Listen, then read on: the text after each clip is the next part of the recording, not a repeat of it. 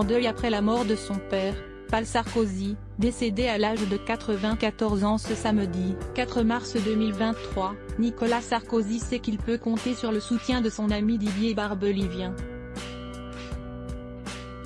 Ce dernier était bien évidemment présent pour ses obsèques à Neuilly-sur-Seine, ce jeudi 9 mars. Hasard du calendrier, c'était la veille de l'anniversaire du chanteur. L'artiste fête ses 69 ans ce vendredi 10 mars. En de nombreuses années d'amitié, les deux hommes ont vécu, ensemble des choses heureuses, mais aussi des drames.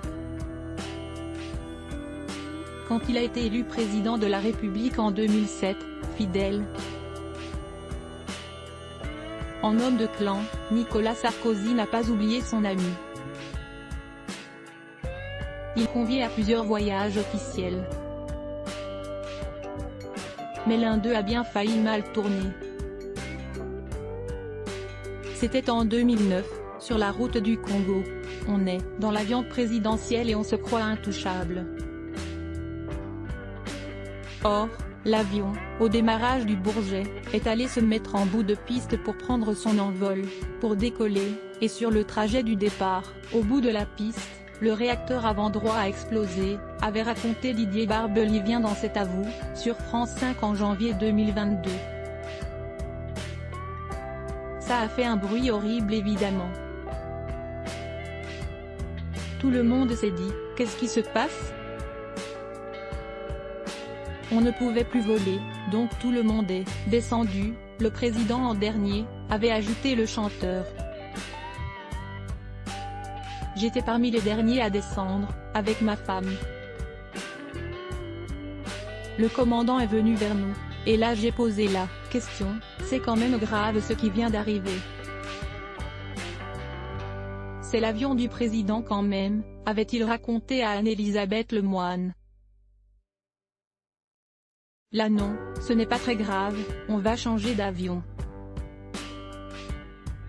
Mais si on avait eu ça en phase d'envol, là, c'était pas pareil, lui aurait répondu le commandant.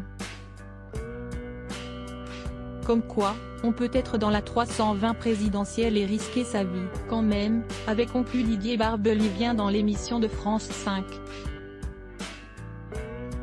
Le chanteur qui fête ses 69 ans avait déjà raconté cette histoire, dont l'issue aurait pu être bien plus terrible, dans son livre Pleure pas, Nostalgie, publié aux éditions Albin Michel en 2019. Si ça avait eu lieu au moment de la poussée, là, je n'ose pas l'imaginer. Monsieur Barbelivien, on a eu très chaud, avait reconnu auprès du musicien le commandant. Son ami, Nicolas Sarkozy, à qui il avait consacré un chapitre dans son autobiographie, était, de son côté, un peu plus pâle que d'habitude. Un incident dont les deux hommes n'auraient jamais reparlé. Article écrit, en collaboration avec 6 médias Crédit Photo, Guillaume Gaffio Best Image.